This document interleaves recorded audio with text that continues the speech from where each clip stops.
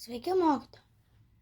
Aš noriu Jums šiandien paskaityti 205-206 pamokos tekstą iš Selemono Paltanavičiaus Pirmasis drugelis. Štai. Berniukai brenda mišku, kels inkilėlį. Staiga arvidukas šukteli. Žiūrėk, tarp rudų lapų vienas geltonas kaip citrina. Tai ne lapas, drugelis, sako Arūnas. Tikrai drugelis, vargšelis, sušals. Neškime į saulutę. Arūnas atsargiai ima drugelį ir neša ten, kur plieska saulė.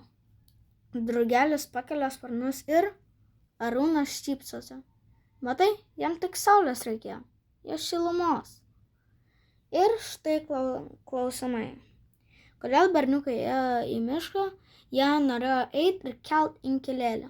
Ką jie pamatė? Jie pamatė drugelį. Koks drugelis? Citrininės spalvos.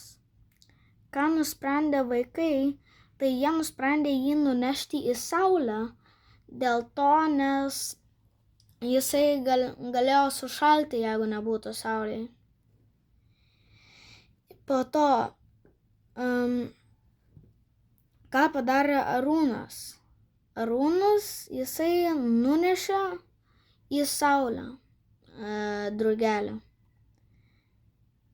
Ir kaip manau, kokie šie berniukai? Aš manau, kad jie yra drąsūs ir galvoja apie kitus. Ir šilti linkėjimai Jums iš Filipinų. Iki.